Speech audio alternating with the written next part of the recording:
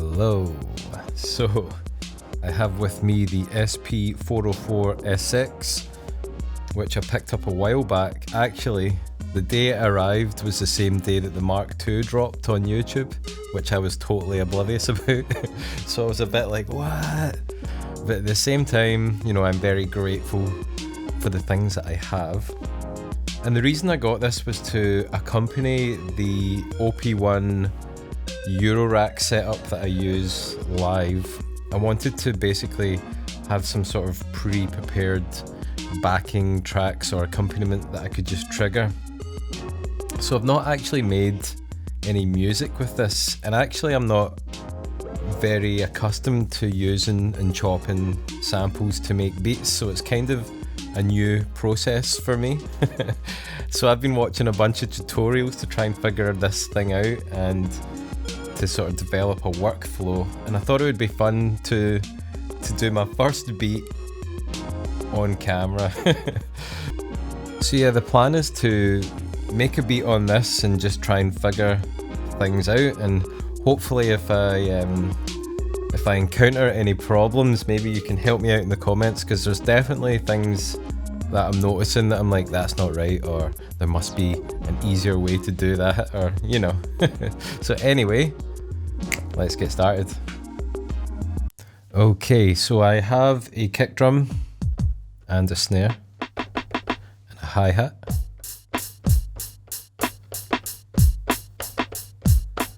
And I've got a sample here from Dr. Lonnie Smith. It's a very nice sample, and there's a couple of parts in it that I would like to, I've got in my head, I'm going to chop into a beat. The tempo, I'm thinking something like this.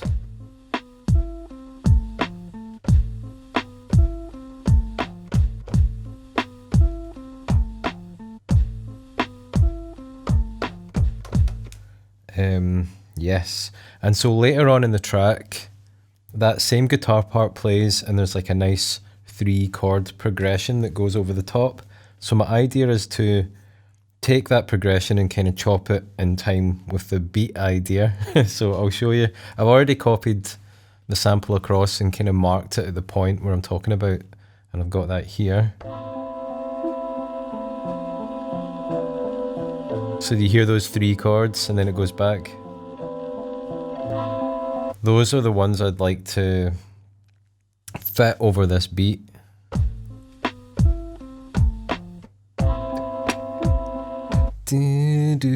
So what I'm going to do is copy this across, which you do like this.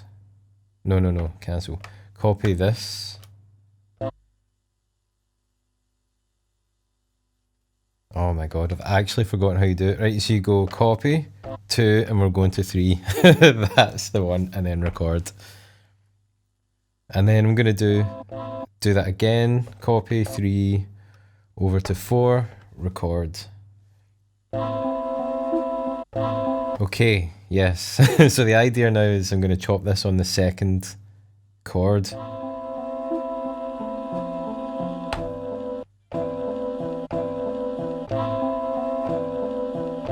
Yes, that's the one, and I can delete that marker now, or truncate, is that what it is?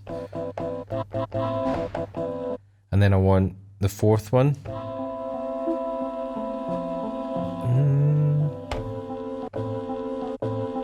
That's it. So if I was going...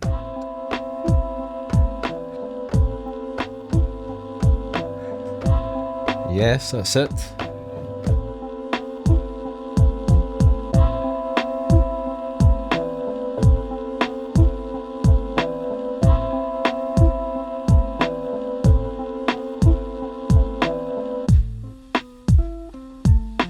Okay, so now that I've got that down, I want to put it into the sequencer, and I'll show you the way I've been doing that, because there might be a better way.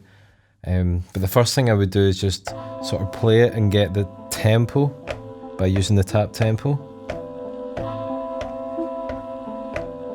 And then when I go into the pattern sequencer and hit record, I'm going to record onto the first pad. and I checked the tempo. It seems to match what I expected it to be, which was round about 90.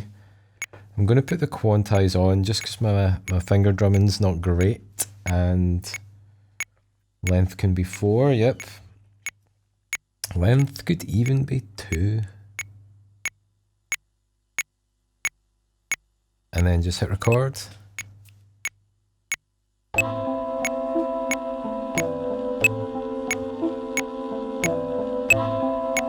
And then what I've been doing is just layering the drums on top. Is that the way you would normally do it? Or would you have the drums as a separate sequence? I don't know.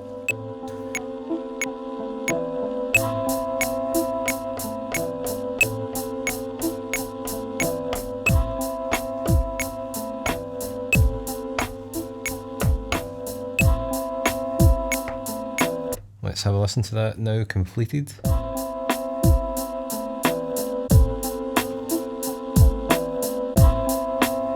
I mean, that's pretty tight. I like it. It's got some old school hip hop vibes.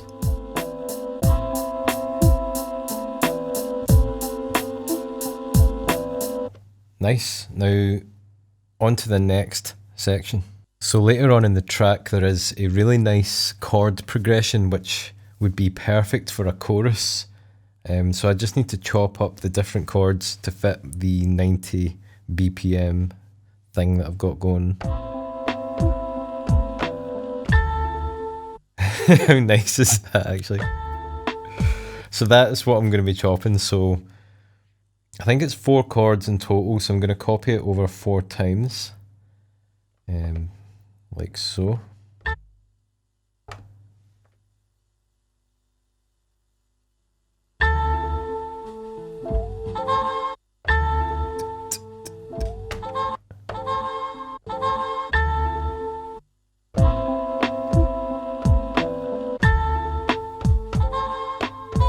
Yep, that's the one. So I'm going to delete that marker and copy it over to number 7.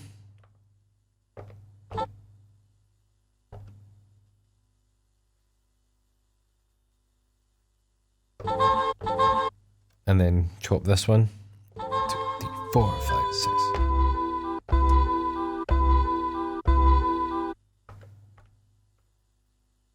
And then copy that one over to this one.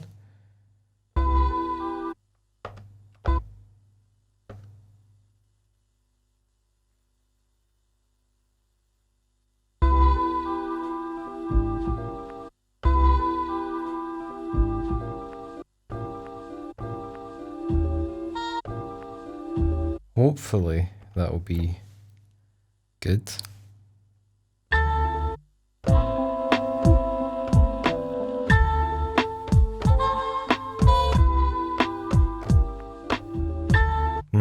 That last one.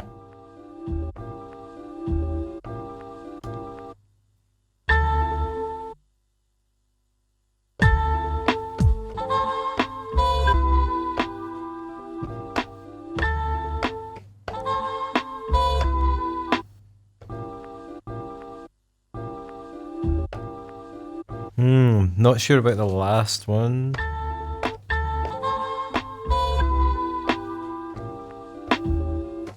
It's just a bit... maybe I'll delete that. And then copy it over again and try and get it tighter. So copy number 7 to 8, record.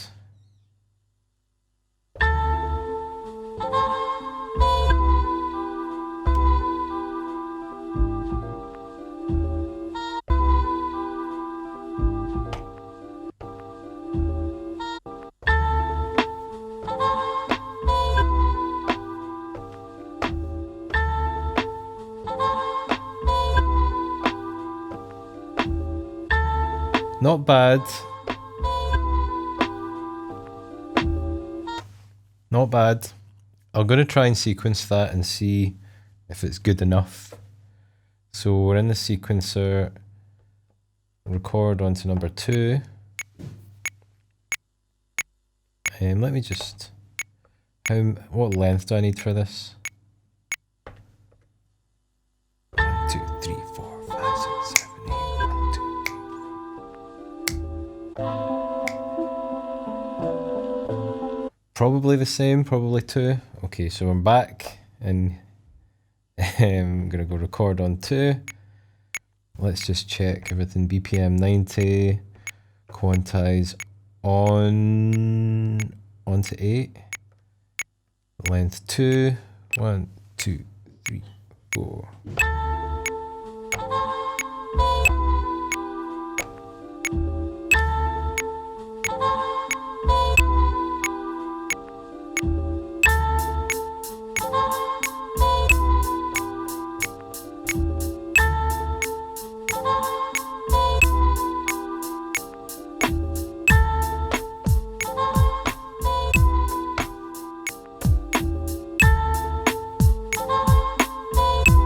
What do you reckon?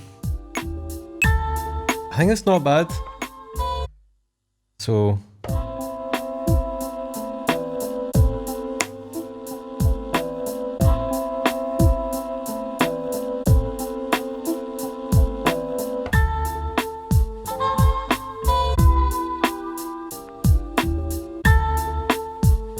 I mean, it's annoying me slightly, but it's actually fine, I think. Would you let that slip? Would you let that go? Oh, so if you press it, it'll start afterwards? Got you.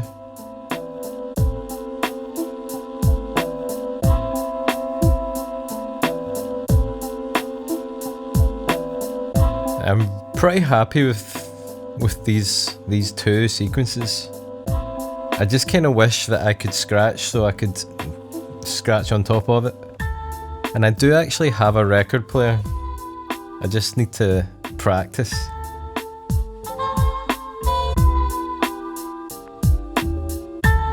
This one's got nice bass in it already.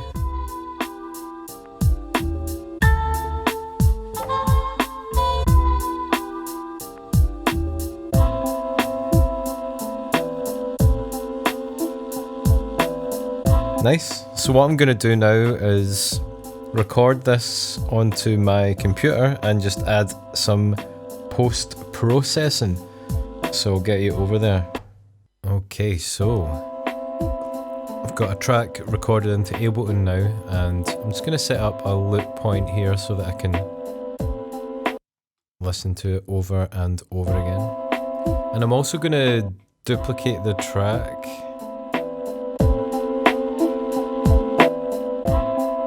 so that I can A/B my changes to see if they're actually any good or not. And I guess the first thing I'm going to do is just put an EQ on and find any nasty frequencies, of which there is one there and there. So I'm just going to bring them down, not drastically. So I don't want to take out too much of the character or those notes.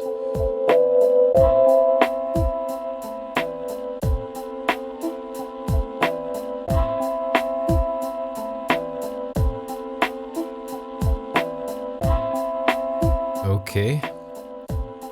And already you can hear a difference between the 2.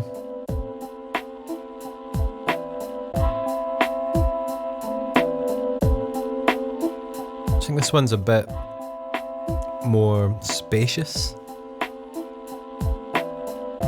And I'm going to put on the Vulf compressor, instant character. And I've been quite enjoying the 16 pads pitched down recently.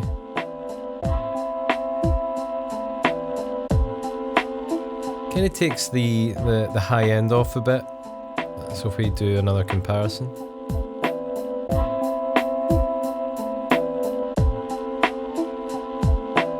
It's a bit punchier. And I'm actually thinking of doubling down on the lo-fi and bringing the sketch cassette in. And I quite often use the preset Well Loved Walkman, which is quite an intense preset, but I'm gonna, as you can hear, I'm gonna take the hiss out and the saturation out and the depth out and bring the depth down and bring the age up.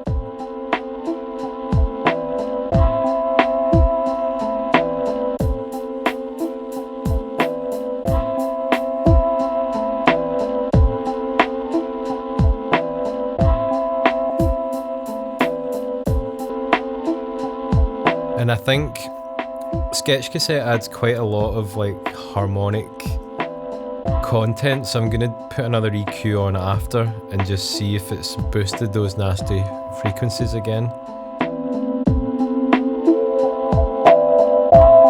Which it has.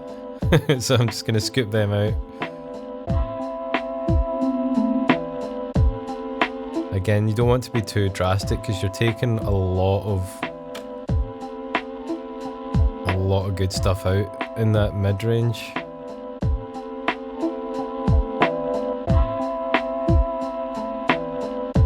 Let's try the next section, which might be about here. There we go.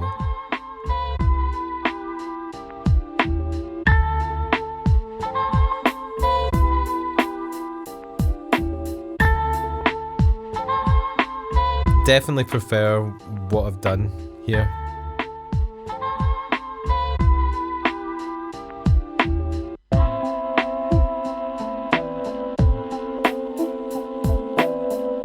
It just sounds more together, I think.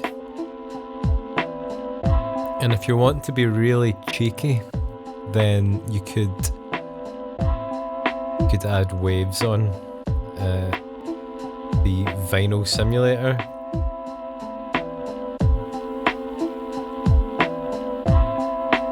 To get some crackle in there.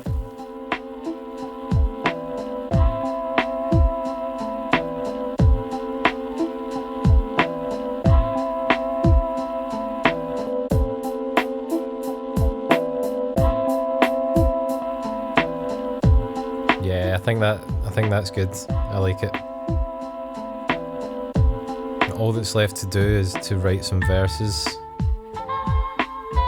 All that's left to do is to write some verses and sing and scratch and do all the good hip hop things. So yeah, that's been my first SP-404 beat, and I hope you've enjoyed it. And yeah, please leave me some advice down below, and I'll catch you next time. Take it easy.